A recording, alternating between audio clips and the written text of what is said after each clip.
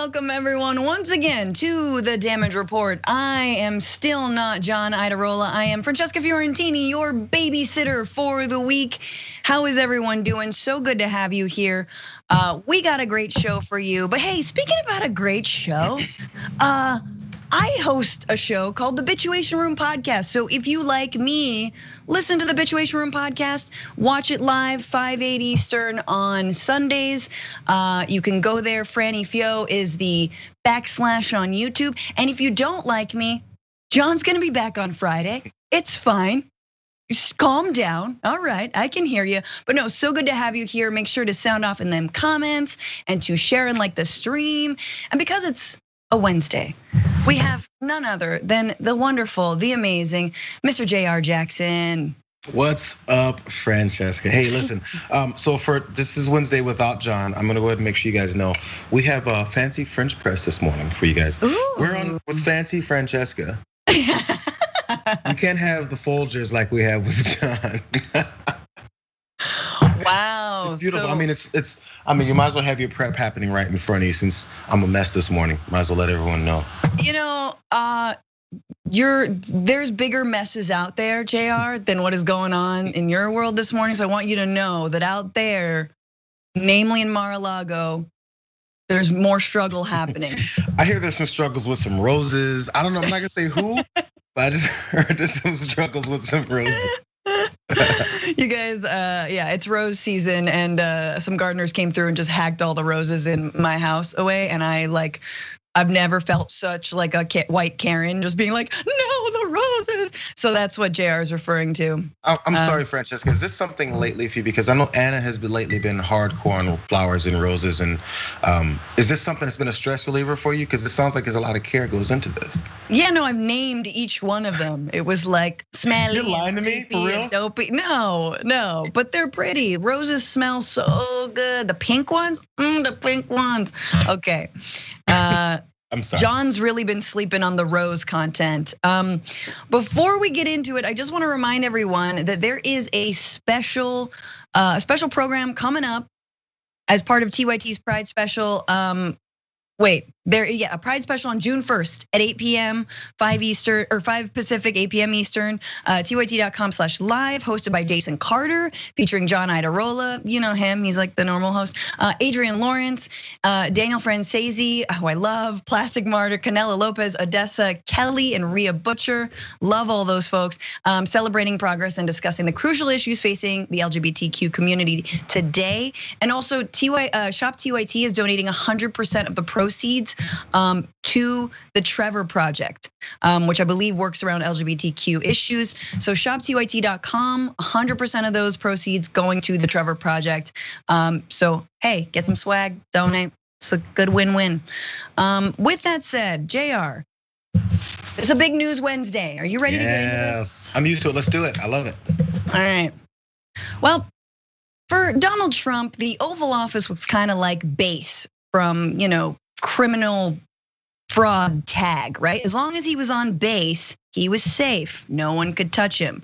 Well, now he's no longer on base. He got voted off of base, and therefore 2 attorneys are chasing him and they're catching up. They're getting very, very close to official charges or an indictment, possibly a criminal indictment. So just yesterday, Cy Vance, Manhattan's district attorney, convened a grand jury that is expected to decide whether to indict former President Donald Trump, other executives at his company, or the business itself, should prosecutors present the panel with criminal charges, according to 2 people familiar with the development. So this development signals that the Manhattan District Attorney's Office was moving forward, seeking charges as a result of this 2-year investigation, which, as you all remember, included a lengthy legal battle to obtain Trump's tax records, which was successful, ergo $750. You guys, I'm sure a lot of us just did our taxes. If you didn't, respect, a little bit of respect, but $750, oh my God. All right, so just more about this grand jury. The panel was convened recently and will sit 3 days a week for 6 months. It's likely to hear several matters, not just the Trump case during its term, which is longer than a traditional New York State grand jury assignment. And then, of course, You gotta hear both sides. Let the man speak. It wasn't on Twitter, but the former president, Donald Trump, in a statement Tuesday evening, said the seating of the grand jury is a continuation of the greatest witch hunt in American history. Really? More than Salem? Okay, this is purely political and an affront to the almost 75 million voters who supported me in the presidential election, and it's being driven by a highly partisan Democrat prosecutors. Trump said, "Our country is broken, our elections are rigged, corrupt, and stolen. Our prosecutors are politicized, and I will have to keep on fighting like I have been for the last 5 years." Well, he's definitely gonna do some serious fighting now, because as you said, he's no longer on second base. He tried stealing again, didn't make it this time. So this time the umpires are on to him. I love the analogy. So if you haven't figured it out yet, I love the analogy. But so this is where we stand now. So Donald Trump is now, well, first off, the reason why he was so hardcore and wanted to make sure he gets reelected is because the cover for his immunity has been lifted. Now they're digging into his tax records, which we were asking for the entire time he was running for president and was president. And it was a continuation of, oh yeah, they keep auditing me, it's not really a big deal. Who really does that anyway? Everyone does that in modern presidential history. So he bypassed all those things, and we've gotten to the point now where he no longer has that cover, and that's when the criminals start squealing more and more and screaming out to the ether, this is more of a witch hunt. Again, there's aspects of his statement here that have been it's repetition. It's to the point now, you don't have to, nobody reads his blog that much anyway. You don't have to follow everything he says to realize that he's saying the same thing. He went through the Russia line, another witch hunt. I've never had to endure as much as any other president. I could have told you all these things without reading that statement, by the way, because it's the same statement. And then pointing out that 75 million Americans voted for me. And I'm gonna have to continue fighting. That's all it is. You have to make sure you galvanize your supporters behind whatever it is you're saying. And then no matter what the case is, ignore what you're hearing from facts. Listen to me tell you voted for me, so therefore you can't listen to anything else. And again, I don't know why it continues to work. I have no idea why it keeps working. Yeah, absolutely. What's interesting about these two cases, and especially Cy Vance's case, which could be a criminal case, is that none of this, and remember folks, none of this has to do with anything he did during his time in office. This is all before. This guy could have just had a normal crime life, just a normal white collar crime yacht life, and he had to run for president. He just had to, and now guess what? He's come under the microscope and he's under scrutiny. So again, the idea that he's being targeted, it's so unfair. He's never been treated as unfairly. Look, we haven't even gotten to the things, and we may never get to the things that he did while in office, right? Profiting off of his position, Ivanka's brands getting a leg up, et cetera, et cetera, et cetera. Mm-hmm. This is all stuff from before.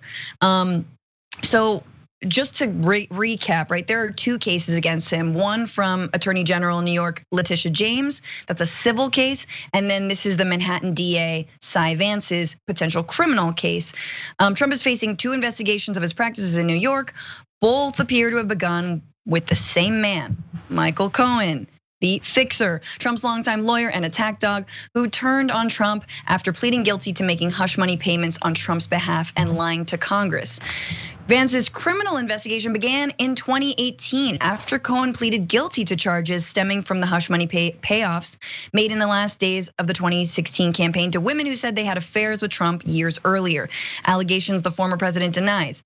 Vance's investigation soon expanded as a district attorney sought to examine millions of pages of Trump's tax returns.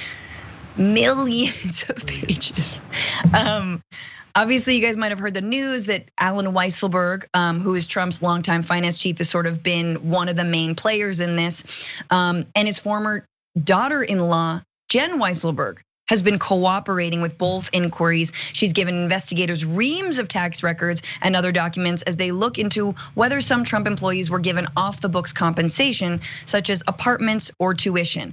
I believe she's on record saying, yes, my child's tuition was paid for by Donald Trump. Like what? That's bold. I feel like after the college tuition scandal, like any other college scandal is like, peanuts. Like, oh yeah, so Trump paid for my college tuition, whatever. At least I didn't, lie to get an SAT score. Well, yeah, and now we're ready to see whether or not, this is what I heard this morning, because when we hear things about grand jury, people wanna, a lot of times go, oh man, it's over, open and shut, that's it. And it's a little tough. And that's always my first assumption, but again, I'm not an attorney, so I don't have a clear-cut reasoning why. So I go and ask and look for other folks saying it. Now, the Weisselberg link is the thing, because he can always play dumb. He always had someone do the last step for him. He had this infrastructure in place to do all the cheating and the fraud and the tax evasion, all those things that he basically admitted he had done before. Yeah. You'd be an idiot not to do what I did. I'm paraphrasing his words on that. No, yeah, pretty much. You need someone who actually had the brains to carry out the last actions business-wise, and that was Weisselberg. So there's always that one link left of someone he needs to continue to take the fall for him, or else he's gonna finally be on the hook. There's enough ambiguity around what he definitely 100% knew versus what he carried out with the organization. So he could still go, yeah, it's called Trump Organization, but I didn't really run it. I mean, just my name on it. And Weisselberg is the bad guy. So now we pitted the last two criminals in the room together, and whether or not who's gonna burn the last of the drugs or flush it down the toilet, and which one's gonna swallow it and get caught pooping it out in jail. So we're at that point now of the criminals are now ready to turn on each other. And again, his former daughter-in-law, Weisselberg's, said it quickly. I think she was on CNN. Oh, he'll flip. Yeah. Who wants to go to prison? Absolutely, especially not for this guy who will so quickly throw you under the bus as he has with pretty much everyone, including kind of the big one, which was his fixer, Michael Cohen. And I just wanted to play this clip from Michael Cohen's testimony to Congress, and he's being asked by AOC essentially to describe what the kinds of financial crimes that he was asked to commit on behalf of Donald Trump looked like. Take a look. To your knowledge, did the president ever provide inflated assets to an insurance company? Yes. Who else knows that the president did this? Alan Weisselberg, Ron Lieberman, and Matthew Calamari. And where would the committee find more information on this? Do you think we need to review his financial statements and his tax returns in order to compare them? Yes, and you'd find it at the Trump org. Yeah, sorry, I was like leaning in because it was a little bit low. But they go on to talk about how you inflate assets, and she's sort of playing dumb. She's like, well, how does that even work? And it's basically like, well, you underreport how many assets you actually have, and of course you overreport whenever you're trying to get a loan, and so you cheat the IRS through that. Just for some context. Here's one example. Both sets of investigators, this is Cy Vance and Letitia James, have sought documents related to a Trump estate in suburban New York. According to court records and people familiar with the efforts, where the then president obtained a $21 million tax break by agreeing to give up development rights and a tower in Chicago where Trump's lenders forgave $100 million of debt. So I guess he was president then. Why would he change what he was doing once he was president? Remember when he came in and he had that lady come out with the whole book of things that he's not gonna have any more knowledge upon because he's handing it over to his idiot sons or whoever else was supposed to be taking control of it. When it was pretty obvious that book had nothing to do with anything that he knew anything about or that he would be following to avoid. Of course, he was still connected to everything he was doing. It's again, he'll say one thing and then blatantly do the opposite, but then we're supposed to just let it go. Yeah. And the reason he thinks that way is because that's the way his entire life has been. It's worked out for him that way. Now the only question now is because there's that division. There's the thought that I had when he was voted out even. I was like, honestly, I'm still not looking at many things that I see definitely taking this guy and making him being held responsible for what he's done. Previous, present, whatever, to what he's done. I don't know if this is enough of a shot to him that's gonna lead somewhere. I'm still a little worried. Everyone gets positive, I think, a little too soon. Gotta be honest. No, I mean, no, of course, and the real thing is, like, would any of that, even a guilty conviction, it might bankrupt him. I mean, he's been there before. It might bankrupt him, but will it prevent him from like running for office again? Who knows? Maybe he could, maybe not for president again, maybe he could run for governor. Like, I don't think his I don't know. I'm not sure how much of his political career is dead. It's never dead, especially, I mean, there's gonna be a Trump TV at some point. The problem is that look, if you keep on throwing your closest confidants under the bus, and if they're willing to flip on you, again, no honor among thieves, or in Michael Cohen's case, maybe a little bit of honor, just a little bit, because he's the only one that actually stuck his neck out, at some point you're burning through all these people so that the only one who's gonna work for you is like, Melissa Carone and drunk Rudy Giuliani, just like, or drunk Melissa Carone and drunk Rudy, or flatulent Rudy Giuliani, just like, oh, we're here for you, like that. That's the caliber of people you're getting. You're not getting the Alan Weisselbergs. I don't know how that's worked so far. Got to be honest, it's because everyone sees the clownish nature of the people that have worked for him, the people that tried to defend him, that are actually criminals themselves. It's Teflon Don, and it's the way. It's honestly, it's an indictment of our entire system. The fact that we can allow this blatantly to happen in front of our faces. He told us the way he works. He said to be an idiot not to game the system in a certain way to make sure the tax system works his direction. I don't know how much more corroboration to what we're gonna find out in this direct evidence you need, but apparently we need more than that. We need him to say, yeah, I did it, and I've been trying to hide it for years. Yeah. Hopefully absolutely, not. And the importance of like federal judges, right? Which his presidency was, one of the unprecedented parts of it was he appointed more federal judges than I don't know however many presidents previous to him. Clearly not Cy Vance, or clearly, yeah. Wait, no, Cy Vance is an attorney. The point is, legal things confuse me, and I'm starting to understand that both of these cases, walls are closing in, and we'll see what the grand jury does, right? It's good that it's moving on at least, so we can't sort of claim that there is no accountability, because it looks like there might be. So we got 6 months, it looks like. Exactly. Start the clocks. Let's move on to our next story. So I just have a question, which is like, how do you lick a boot? How do you truly like get your mouth around the heel of a boot, especially if there is like a pretty big heel on the boot that like makes the boot wearer have trouble like walking down ramps and standing like a human being? How do you get your mouth around Donald Trump's boot to lick it? Well, Governor Ron DeSantis has kind of a good idea on how you do that. So Florida Governor Ron DeSantis just signed a first in the nation bill that can penalize tech companies for deplatforming politicians. The legislation states that platforms can only suspend accounts for 14 days and will be fined as much as $250,000 per day for violations. The bill, believed to be the first of its kind, will take effect on July 1st. So, is this about Donald Trump? No, of course not. According to a statement from DeSantis, quote, the bill is for everyday Floridians. Do we buy that, Jayar? All those Floridians that, first of all, I know you can get to the details of the kind of people that this is actually protecting, but that line, I was watching a piece of that press conference yesterday. That line got a standing ovation applause line when he was asked, so is this about Donald Trump? Because Donald Trump is now a Florida resident, as we already know. Donald Trump has been deplatformed off of Twitter and all the rest of them. Is this about him? And his DeSantis' entourage behind him of goons were looking very upset, like, how dare you ask that question? We're gonna get you outside. And then he decided to flip it in Ron DeSantis' own twisted mind.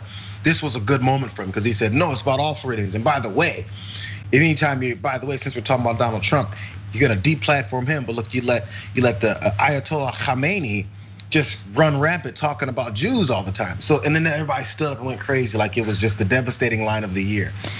So that's what they operate with. You need to build in your own audience. You need to build it. You have your own baked in audience out there to applaud you. You need your goons behind you to make sure that those reporters that are asking normal questions are on notice that, hey, that's the kind of question we don't like around here. And that's what we've got now. Now, by the way, this whole law, which again, I know you're gonna get into, is not much basis for what you can do. And all this stuff they're claiming to be able to do, which is the reason why they didn't like that question, is because it is simply a signal to Donald Trump. Like, I got your back still, I'm still here, trying to find my mouth around that boot. Yeah, no, and again, it's like please anoint me. Once again, it's like, I mean, Matt Gaetz, I don't think he's gonna be next in line, but we are waiting. Like, who is the former president going to anoint as his successor? Spoiler, no one. It's gonna be him. He wants it to be him, no matter how much of a crash and burn a presidential campaign might be. More so than the last one.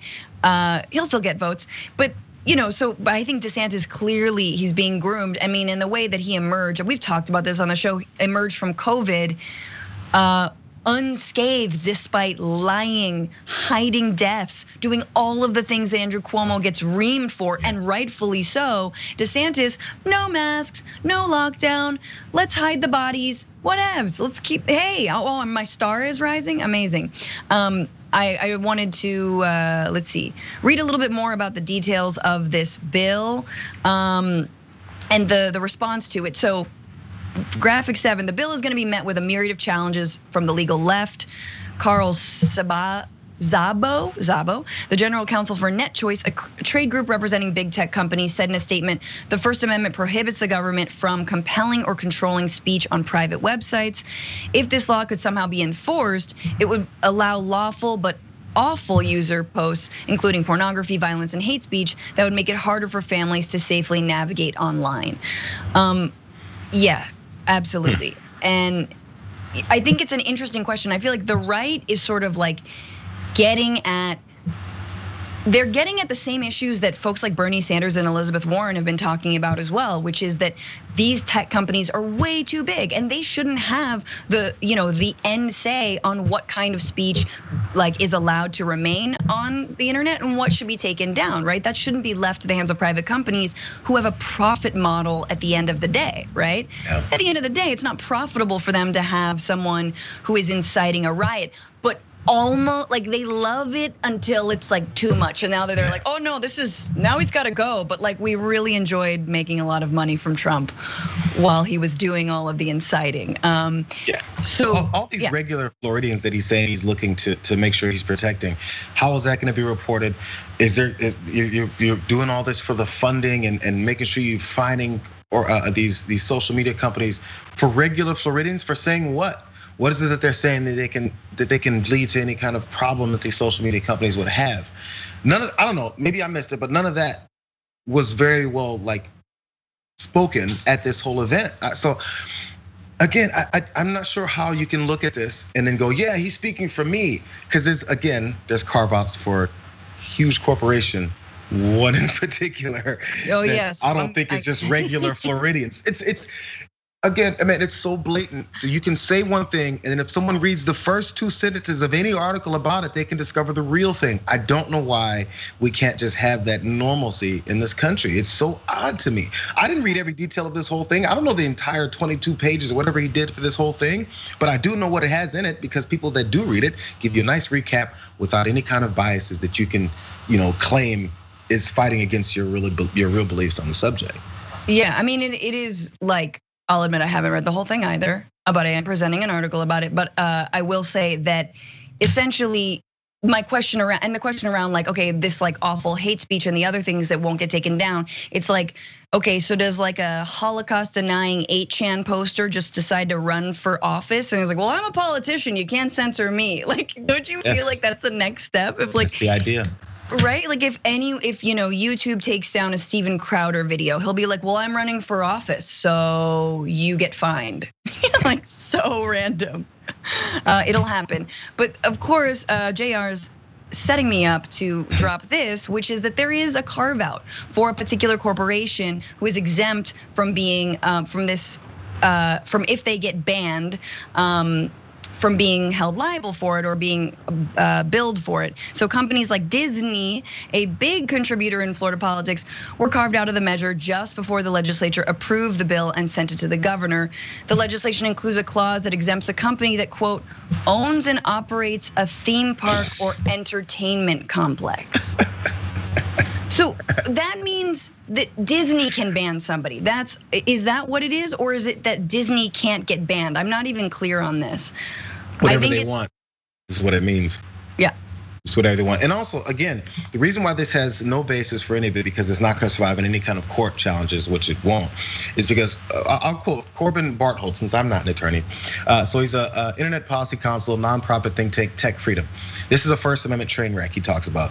So it's no different than when, like he says this, it's no different when a newspaper or someone like has a certain standard that they want on with their companies, the way that they present things.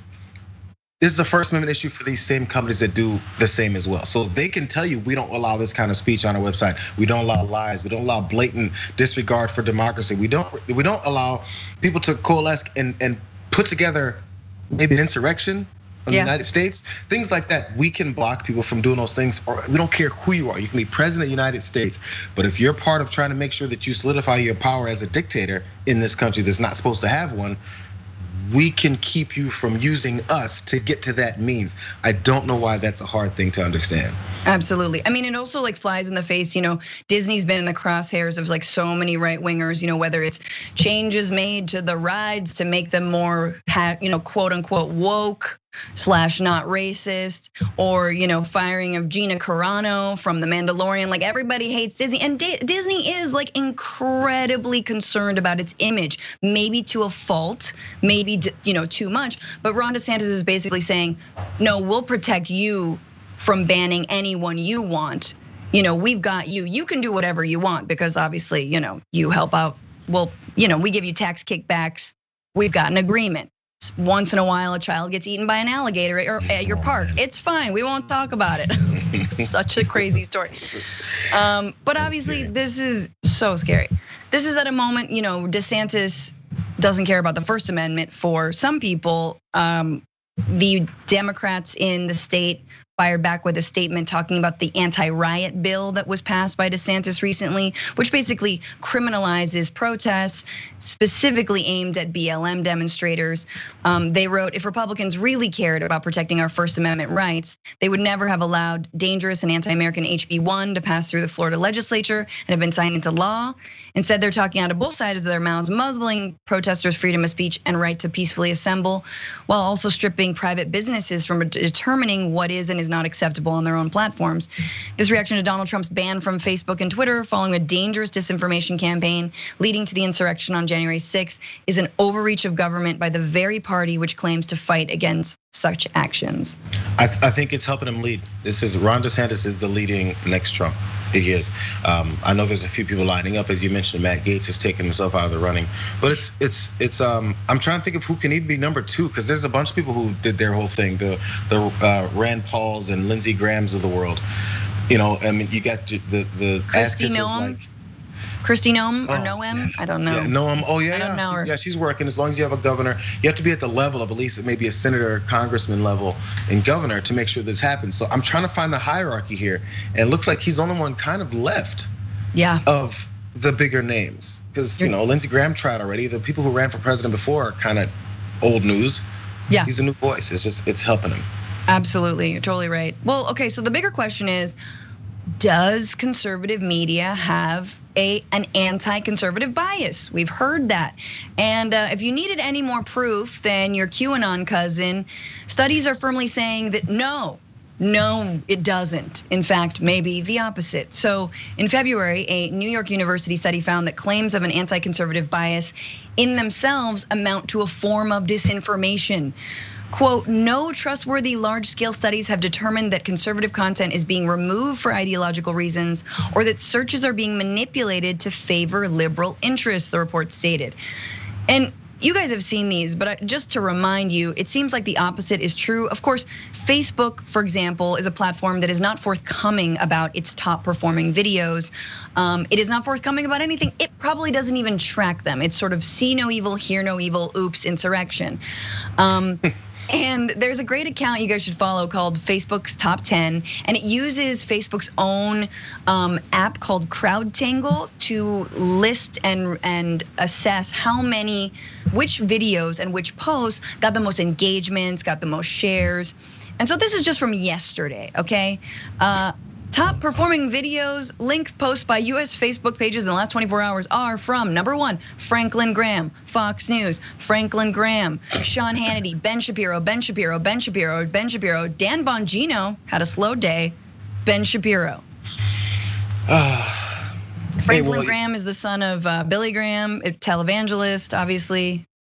It's a murderous row of libs taking over our social media pages and making sure that conservatives don't have a voice. Similar to the way that straight white males no longer have any voice in America either, because that's the way we operate in this country. We make sure we eliminate the voice of the most powerful, the most corrupt, the most anti-inclusive group of people in our country, but we keep seeing their names pop up. Again, it does not have to make sense. It just has to be said, and their people will take it in. You give them that information, you give them information about the New York University study, you know what they'll say? Oh, that's a New York University study, those libs over there. Oh, really? You're gonna look at Facebook's information about what happens? Facebook is the one that's banning us. Of course they're gonna lie. The degree to which that they think people have this whole long out thought process of how they're keeping them from saying the things that we keep having to hear them say. Yeah. By the way, man, the plan that has to go into this kind of execution is astounding. And honestly, these people are geniuses if they're able to get ahead of every one of these games to make sure this happens.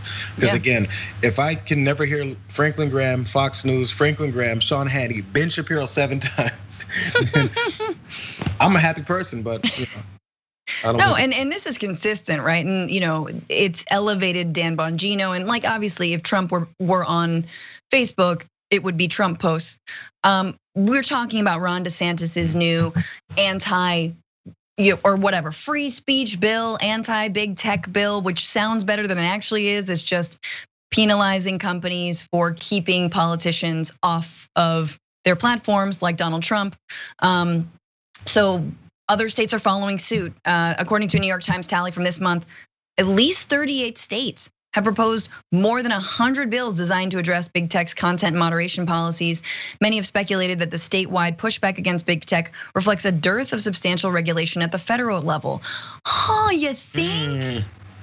Maybe. And this is again what makes me so mad about Democrats. It's like, this is fertile ground to talk about breaking up big tech. This is absolutely the moment to do that. But actually, big tech are huge Democratic donors, right? And they are a little bit more liberal, obviously, on issues around, gender and LGBTQ issues and even immigration, right? Like we know that. But this is one of those things where no, you have to bite the hand that feeds you, because the right is coming in on your territory now, but for all the wrong reasons and to uphold all the wrong people. And once again, if we break up big tech, look, Bongino, Shapiro, nobody says they're going anywhere. They're still gonna have platforms to put out. But the way that the algorithm, the almighty, that we have no idea how it works, the way that it works, it promotes false information, it promotes incendiary information, and it promotes, yes, right wingers, extremists all the time, y'all. The studies on how fake news travels like 400 times faster than real news. So once again, when you break up big tech, when you take the monetary incentive out, when you sort of level the playing field, yes, you will get rid of this kind of noxious information, especially its ability to rise to the top like that. My last thought on this is, it's startling. People have to think about that. You read this whole stat. 38 states have proposed more than 100 bills designed to address big tech's content moderation policies. So people in these 38 states, latest being Florida here with Ron DeSantis and this show. How does this address issues with your health care? If you've been sick, if you're worried about how you're gonna pay those bills, with your rent, with your loss of job, with student loan debt, things like this that actually affect you, what is this doing for you? Have there been 100 bills across 38 states to address those 4 or 5 issues I just listed? If there's not, then you're finding out what your politicians care about versus what you care about. But they'll sit in front of a camera, roll up their stupid sleeves on a collared shirt and say, I'm out here in the middle of Texas and I'm talking to Texans about what's really wrong. You know what they're upset about? Facebook is banning, is keeping their content where they said something racist. No, they don't know how they're gonna pay for that medical bill. They have no idea how they're gonna feed their kids. They have no idea how they're gonna continue to work this job that's getting them nowhere. They have no idea how they can take care of those kids once they have another one. So these types of policies that these guys put forward, will continue to show who and what they actually care about. Yeah. That's why they didn't like that it was asked about Donald Trump, because that's who they care about. They do not care about the issues that actually affect you. 100%. And a lot of times they're hearing that same thing, like, we're being censored, they hate the right. And you're like, oh, on Facebook, cool. So if I'm seeing this, I don't think you're being censored here, Brandy. Let's take a little moment for some super chats for the lovely, sexy people in the comments. May Money in the building. Thank you for the super chat, Fran. You still be the bestest of the best. I didn't realize I needed a Jayar and Fran combo. Dope. Love the witch queen of Oakland, Dragon Island. That's a great name, and thank you. I love being on with Jayar. CS says, 2 of my favorite co-hosts have taken over the show. You're doing great, Fran. Have a great day, Dragon Squad. Thank you, Cindy. Thank you. Takeovers are always fun. I love it. Sorry to cut off Sydney. No, it's okay. I think John should let me take over like his Instagram account, his Twitter. I think I should tweet. You and I should just tweet as John all day. Hey, I didn't want to reveal this secret about John. Do it. No, I don't want to say. It's been a couple times I was tempted, just because when we were doing the crossover in studio on Fridays, he would do the first hour, I'd come in and sit in the chair and do the second hour, and he left all this stuff open. I was like, John, I can tweet right now in your name. I was tempted. But it's gonna be about 90s rom-coms, because that's really what he's tweeting about nowadays. Caffeine Dragon, can't stay to watch today because I'm finally off to get my J&J shot. Have a super news Wednesday, Dragons. Great job this week, friend. Thank you. Yay. Okay, yay, getting your J&J. Lots of water, some vitamin D, rest up. Did that hit you? I didn't do J&J, but I've heard, all things. Yeah, did any of them hit you? I don't know. I don't want to get you. Pfizer made me so thirsty, not like in a thirst trap way, but just like I was just like, I couldn't drink enough water. I was so thirsty. But that was it. Otherwise, I was chill. Oh, good. We have a story actually about the Pfizer vaccine a little bit later on and some misinformation. So I'm excited to go into that. Stray X, thanks for the super chat. Hey, Franny, about Trump, it seems like he was only really making a profit as president. So I guess how bad at business he is, he had to run. That's absolutely true. I'm gonna keep on moving down to I don't know how many of these I should read. Ted Cruz Wedgie Dragon, that's the best name ever. Evil Stepsister Dragon, AKA Chuckles Dragon, oh, that's me. You're doing a great job replacing John, yes. Also, hey JR, any Sprocket sightings? Sprocket is always available, but he moved away since the beginning of the show. I don't know where he is right now. Wait, who's Chuckle Dragon? That's you? I actually don't know your dragon name, Francesca. I don't have a dragon name. I call myself now the evil stepsister because I'm like stepping in for John. People call me Chuckles Dragon. How is it you don't, after all this time, they haven't anointed you? Do you know what? Someone, I think it was Kenny from Philly, someone called me Fantastic Dragon. And I think that's my favorite because it's simple. It's like Fantastic Mondays. You gotta let people decide, yeah. I think you can look. A loved one has many different nicknames, right? I'm sure Sprocket has a lot of. What are Sprocket's nicknames? I can't. The ones that I call him, I can't say on air.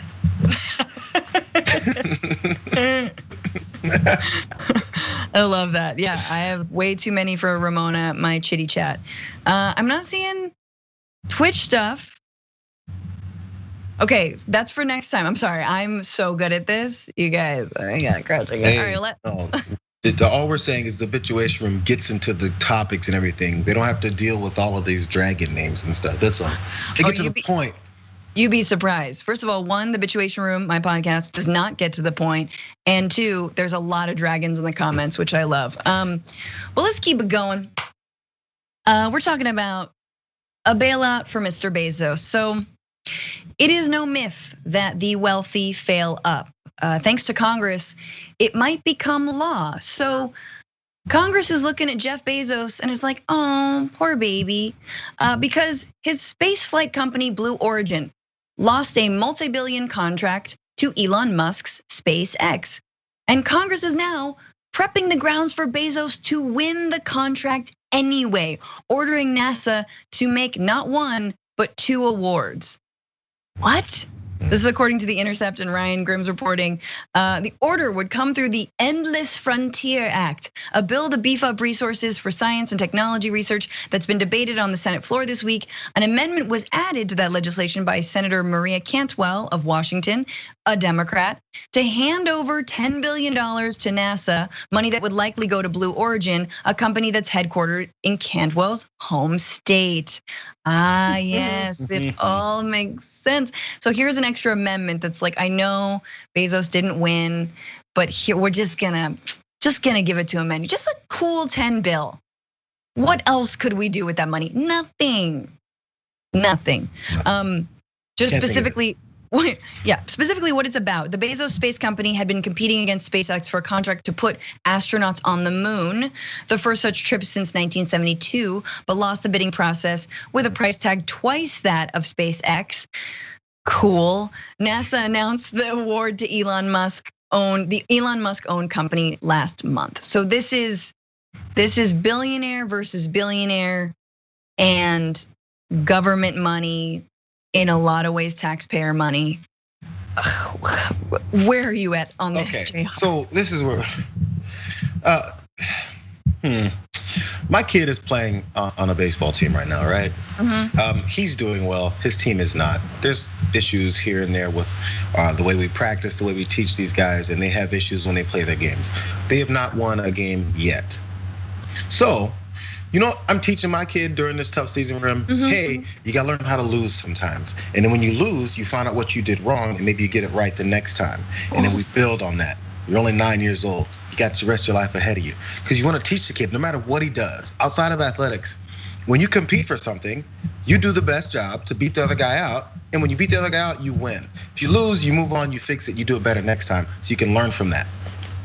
I don't know why we don't teach adults that, or certain adults that, because if your company loses out of a bid for some kind of space exploration grant because someone else maybe had a better proposal, or maybe they had connections, because that's really how DC works, let's keep it real.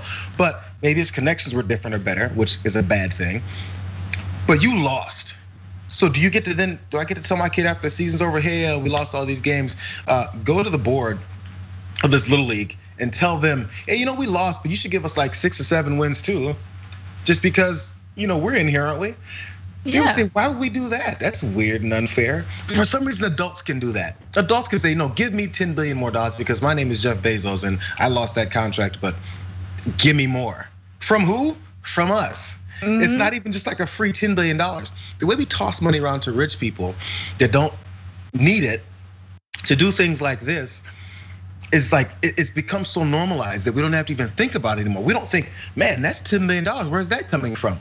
But if we think of $1 million, $10 million, and we're like, we're gonna put it towards climate change. We're gonna put it towards social programs, towards family services, childcare care, healthcare, any of that stuff. We go, well, where's that money coming from? My pockets? Where's this $10 billion coming from? This extra $10 billion coming from that's going to Jeff Bezos? Do we care?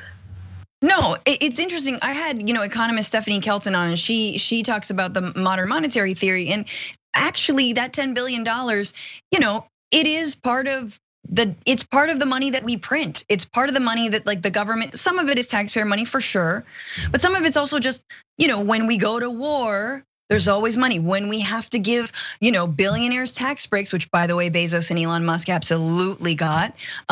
That's just money that like the Fed prints. We've got that money. And her argument is that that's okay if you're investing in all those things you just mentioned, in healthcare, in education, in infrastructure. But of course, and we can talk about it every time I talk about space in the wrong way on the internet. A lot of people get mad at me, but let me just say, Elon Musk is not your friend. Elon Musk is never going to give you a pound, the currency or like the physical pound. Elon Musk, you're never gonna afford a Cybertruck, moon truck, whatever the, what I was gonna end that with. Like this, the question is, why do we need to put astronauts on the moon? Why? What are we doing there's no water there. Well, there might be on the dark side, but I don't know. Look, all that's on the dark side of the moon is a lot of good weed and like a great soundtrack. But like, I don't I don't understand why we're spending this much money to go there. And we're not gonna send scientists. It's gonna be like Kylie Jenner's kid who's like, I just wanna see what the moon is like and like take a selfie. Like that's who we're gonna send. And promote ourselves that way. I never thought about it that way, honestly. Then what do we do once we're there? And why haven't we been going back and forth every year with a new guy? I don't know. I mean, what year? I don't even know what year the whole moon landing was. So it's 68? I think so, something like that. But how come it didn't happen again in 70, in 72? Every other year. Anyway, it really is, I never thought about it that 59. way. I'm sorry, 59, earlier than that. 50s? I thought it was in 60s, okay. Oh wait, no, first crew to land on the moon, 69, almost, but 69, nice as they say. My bad, John's out, it doesn't matter. Yeah, so I just wonder, we're putting all this money towards, I'm just thinking about the fact that the contracts would have all these issues with it, but the fact that we now are not even thinking about, now what? Why is this extra money going to something like this? If there's a real reason, it's fine, because my assumptions, even when I hear about any of this space exploration, my immediate knee-jerk reaction is, oh, that's good, that's great. Space exploration, we wanna know what's out there. We wanna be able to analyze, maybe we can figure out something about our world because of what's outside of us. I don't know. Maybe that's been said and I just miss it, but you've now turned me into like an anti-space exploration person just with one thought. Thank you, I've done my job. No, I think a lot of people's critiques who like space, and this is a critique that I think is really important, is that yes, space, but why does it have to always be via billionaires like Elon Musk and Jeff Bezos who've spent their time on Earth like reaping incredible amounts of profit, not paying their fair share of taxes, exploiting and squeezing their workforces in order to make this amount of money. No one should be a billionaire, et cetera, et cetera, et cetera. But of course that money does wonders in Congress. So just in graphic 5, the context here, Blue Origin, which is Bezos's company, spent $625,000 lobbying the Senate in the first 3 months of 2021, according to lobbying disclosure records. Among that spending was $50,000 to a team of lobbyists at a firm called Clark Hill that would specifically focus on the moon landing program. And of course, it bore fruit in the form of this amendment that says, hey, let's still give a $10 billion contract to Jeff Bezos, even though Elon Musk won it from Maria Cantwell. If you're in Washington, you should absolutely call her office.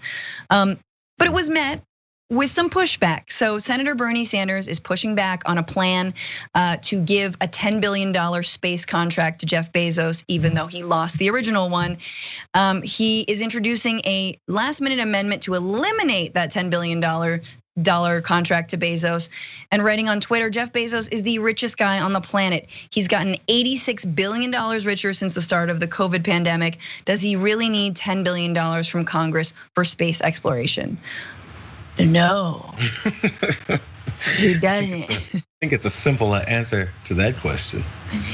Yeah, I love the Bezos Bernie feud, which got really fun around the Bessemer, Alabama unionization vote, when it was like all these Amazon accounts just like throwing shade, and you're like, who do you hire to run these accounts? Like what angry 18-year-old is like dunking on Bernie? It works for certain companies. I think Wendy's does it, Slim Jim does it, and like maybe Burger King. Those companies have like, a younger person who's connected and knows all the social media stuff enough to just randomly chime in on random popular posts and just say something under the name of Slim Jim. And I guess they do the same thing when it comes to things like this. Like whoever, just run the social media account. It's fine.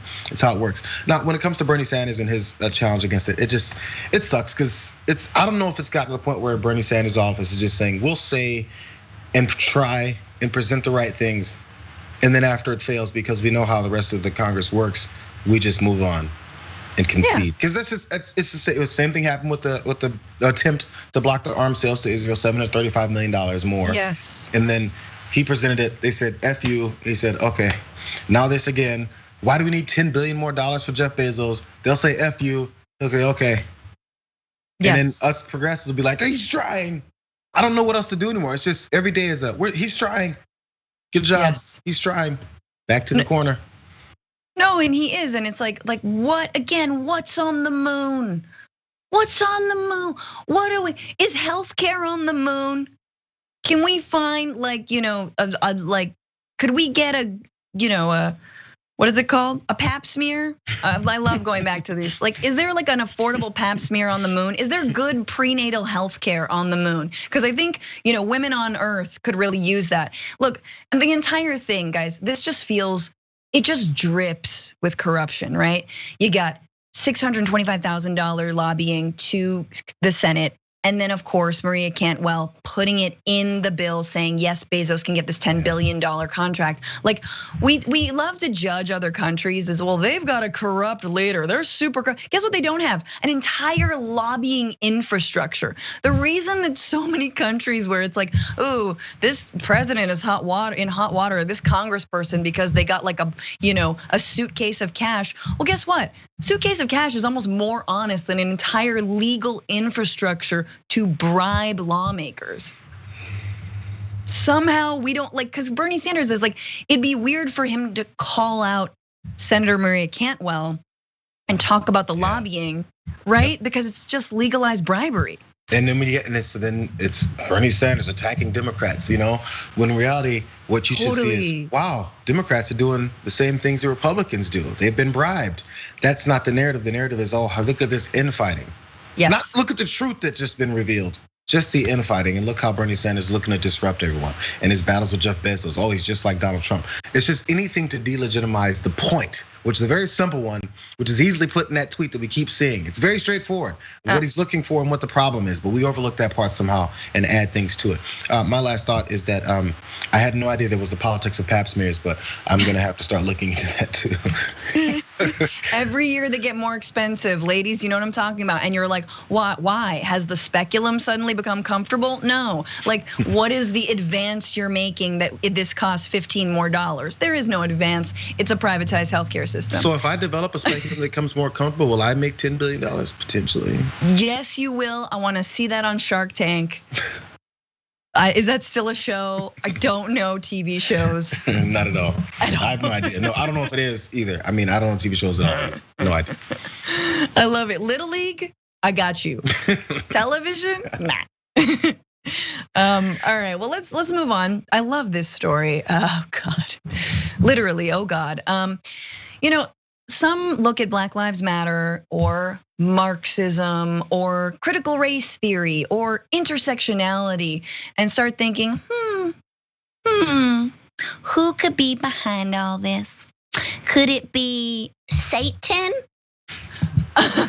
And that is exactly what some American bishops actually believe. And to combat these supposed demonic forces, they are conducting exorcisms. This is real, guys. In Portland, Oregon, Archbishop Alexander Sample led a procession of more than 200 people to a city park on October 17th, offered a prayer, and then conducted a Latin exorcism rite intended to purge the community of evil. The event followed more than 4 months of racial justice protests in Portland, mostly peaceful, but sometimes fueling in violence and riots. On that same day, over in San Francisco, 600 miles to the south, Archbishop Salvatore Cordileone, good name, crazy man, performed an exorcism ceremony outside of a Catholic church in San Rafael, where protesters had toppled a statue of Father Junipero Serra. Wow. I didn't know you could exorcise a park. I thought you had to exorcise a person. In a park. They got the subject and the verb mixed up. Absolutely. Here we have Lil Nas X, who I'm sure they can't wait to try and exercise. But he definitely does work out, so I don't think he needs it. He looks fine to me.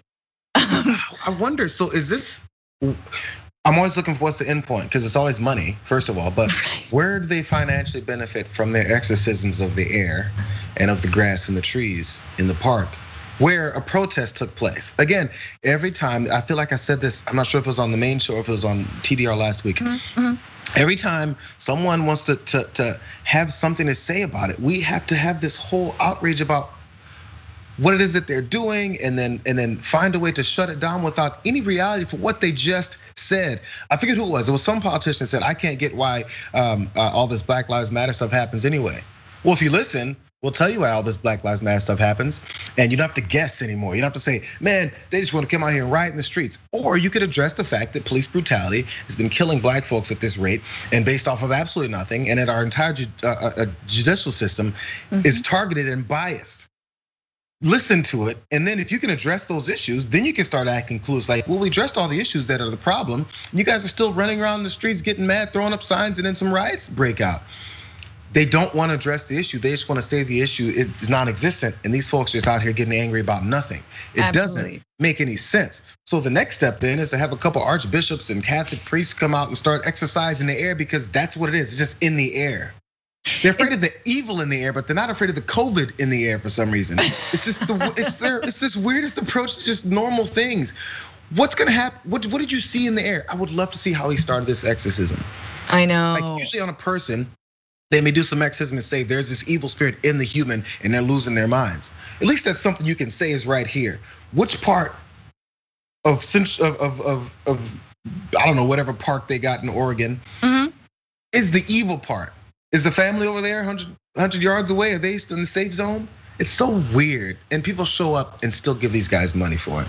Yeah, well, I love the idea that like maybe the movie The Exorcist, like she was just like screaming, like an injury to one is an injury to all, and like communist slogans, like rise up, like this is such a good workers of the world unite. Like that she was a communist. I would probably love it even harder and stan her even more. No, but also let me just say, I feel like America is trying to exorcise the country of racism and a racist policing institution. Like that feels like what we're doing. It's been going on a long time. America's a very unwilling patient. We gotta strap it down, but it does feel like we're on us, yeah. Exactly, we're like an umbrella trying to like prevent it from puking. No, totally, that feels like what we're doing is exercising it. But there have been some good responses to this insane story of priests trying to exercise Black Lives Matter, which was a tribal activist, a native activist, Greg Castro, told the National Catholic Reporter, I love this, exorcisms are a throwback to the thinking of the 1700s, which justified what the Spaniards did to us. To them, we are some kind of demonic spirits. And it's very right on. It's like, look, I'm not disparaging religion, and look, there are amazing Catholics, Dorothy Day, Catholic workers, strong sense of justice. But when you combine Catholicism and religion and colonialism, yeah, Native Americans were seen as heathens and demonic, and everything that they worshipped was seen as ridiculous. And even the way people talk about like sage burning is like, oh, that's devil stuff. Like what? You just burn incense. You just burn a different thing. Yeah, and then this you can have your belief systems too, like the holy water part. That's fine. It's something used for your ceremonial things. And by the way, hearkening back to one of Donald Trump's favorite lines, he likes to call things a witch hunt when it's actually accountability for himself. Ironically, witch hunts were one of those things that are similar to this. We just grab people and say that they were these demonic figures that were casting spells on people somehow because, I don't know, women left the house and they became witches somehow. That's the kind of stuff we used to believe in, but we let that go and call it now a negative term, but we're still conducting exorcisms of the park. We like to keep the stupid elements of these things and then dispel the things that we consider now crazy when all of it was. Yeah. I don't know how we selectively choose these things. No, I mean, obviously they operate on their own rules, but if they were listening to the Vatican, which has been better. I'm not a Pope Francis stan. I'm not someone who's like, oh my God, Pope Francis, I mean, he's okay. He could do more evolving, as they say, especially on abortion rights and things like that. But he did speak out last year when George Floyd was murdered and in the wake of all of these protests.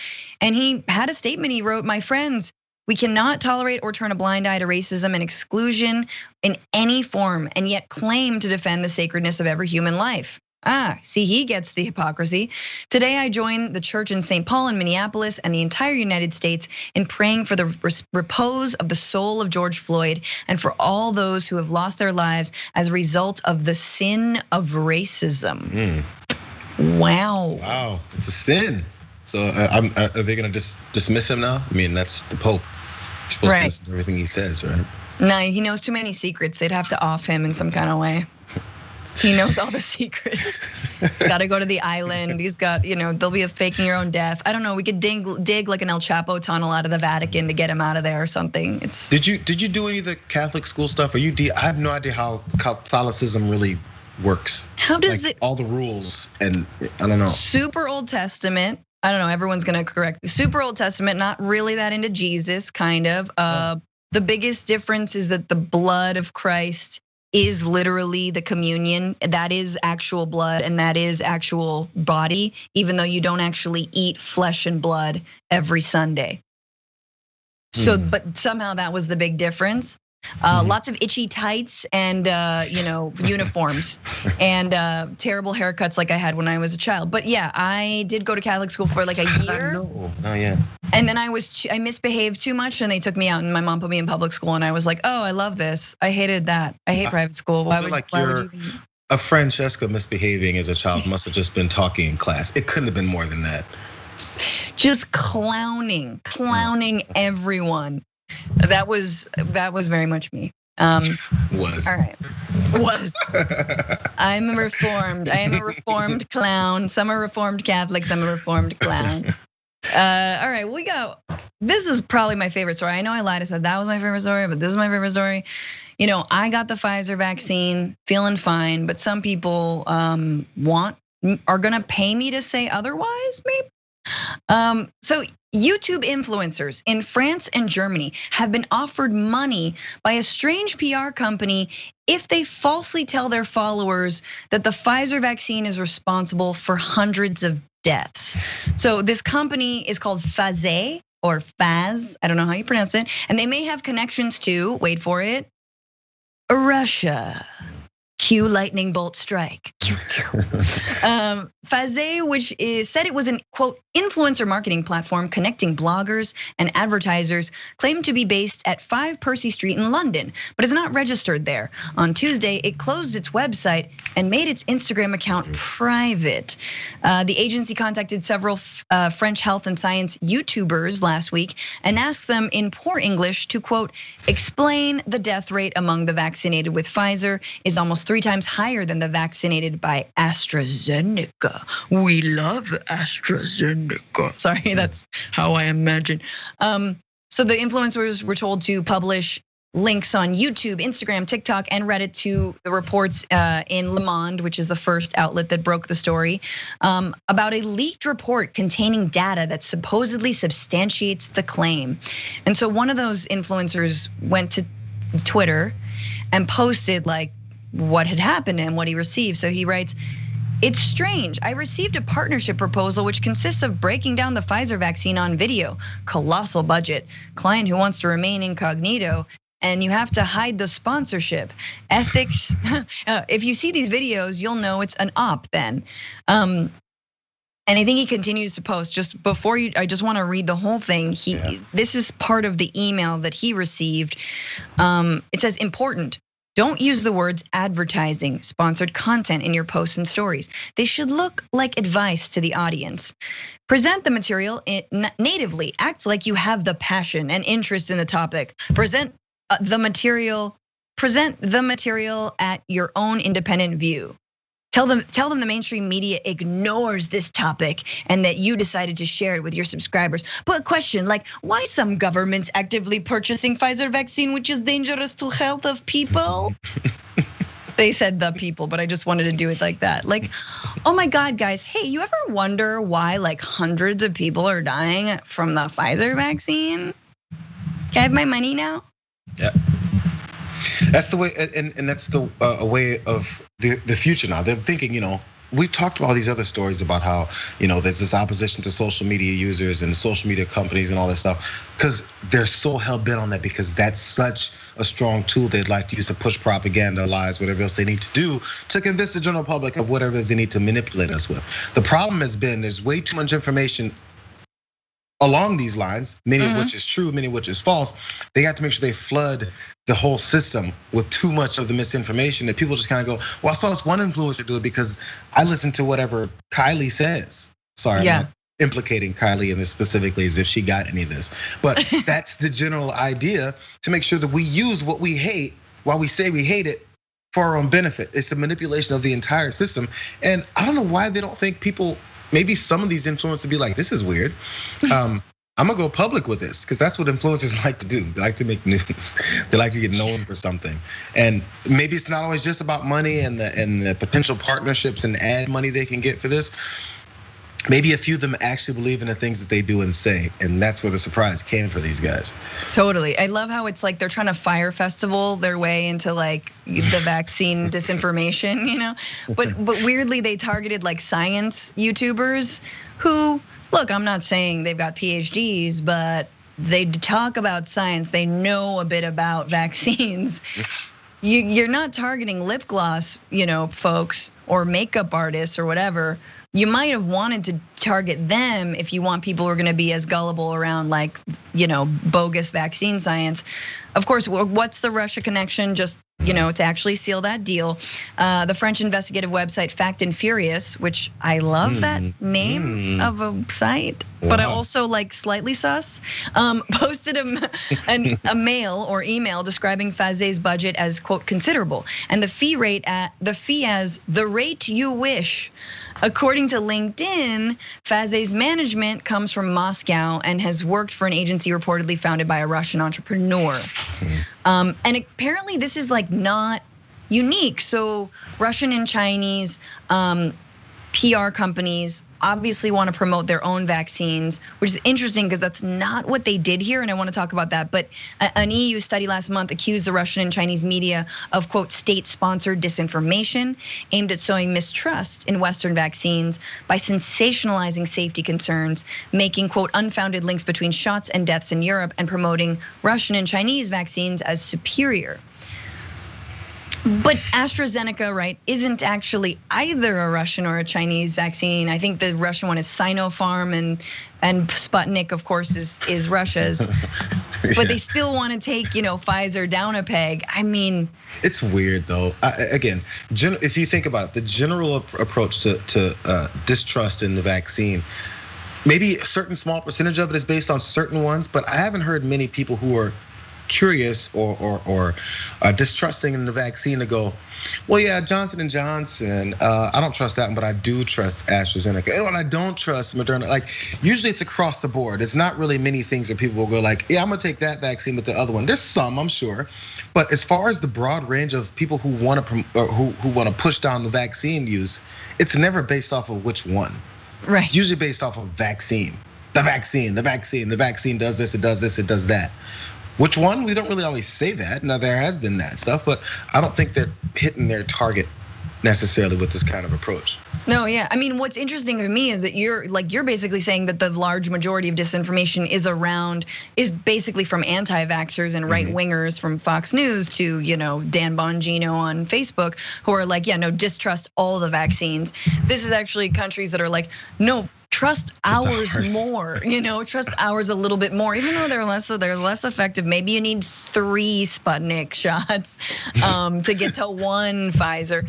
For me, obviously, this is something I've been griping about since the beginning of the vaccination rollout, which is the fact that we should have the same vaccine, that intellectual property rights around this stuff are total BS, and that we would easily nip it in the bud if you just had broader access to the vaccine, if there was more internationalism when it came to global health crises, if obviously Trump hadn't entirely left the World Health Organization, because that's what authoritarians do. Like they're like, no, me first, me best. That's it. Said it at his inauguration. Absolutely. I alone can kill 500,000 of you. God, imagining knowing then what we know now about Donald Trump, I would have never voted for him, Jayar. Let me just tell you, I feel like he was a massive failure. Who would have known? It's like he didn't tell us this. My final thought is this, so the common denominator here is the money, of course, but it goes across both realms of it. So the money based off of, we wanna make sure our vaccine is this one versus that one. We can't have this normalized version of the vaccine, or at least shared information amongst the world because the world was infected. Yeah. We can't have a common approach to it because of money. That is the only reason. Let's keep it real. And then this initiative to get these influencers to make sure they down one versus another. It's money, because they know, again, during this entire year and a half of all these issues that people have had, everyone's had their financial problems. People have lost jobs. People's influences have been off. So people have gone maybe more on the internet to try and make some kind of money, and maybe they've had some success. So the struggles people have financially because of what happened in the world, and just naturally whatever else happens with the levers of power, it's all based in people needing more money. So once people are in this position of, oh my God, how am I gonna eat? They're like, if you'd like to sow some disinformation, we'll give you money so you can eat. They like getting people in positions where they're vulnerable and need it, and then you use them to spread disinformation because you want to make more money. If we eliminate the money aspect of this, we might actually get somewhere. But instead, we're fighting over because people need to make money off of worldwide pain. Absolutely, no, 100%. And also think about all the anti-vaxxers influencers who would be like, I'll do that. Hell yeah, I don't even believe in the vaccine. I'll disparage Pfizer for $100,000, sure. Jayar Jackson thus concludes a Jayar Wednesdays. I don't know, what do you call your Wednesdays? Big News Wednesdays? Oh, well, I think John started tossing in Big News Wednesdays, but it was always JR Wednesdays, yes. Yes. I believe there'll be a JR Fridays on the main show today. Not today, Friday, obviously. So on Friday, I'll be doing the main show, second hour. Took a 2-week hiatus, AKA Brett said, we're not gonna have you do the next 2 weeks. And I was like, okay, that's cool. I'm excited for you to be on the Friday show. It'll be good. You're leading it, right? Yes, for the second hour's worth, unless something changes. Yeah. Jayar always comes with some of the best stories in those morning meetings, and very grateful for him. As always, Jayar, be very well, and thank you all. Thank you. Well, I'm gonna go crash the Bituation room at some point. Oh, that's right. I know it's a weekly, sadly, but I would love to have you. But I wanted to read a few more comments. Moondragon, love the Dragon Sister Jayar combo. Yes, we love it too. We're gonna repeat of this.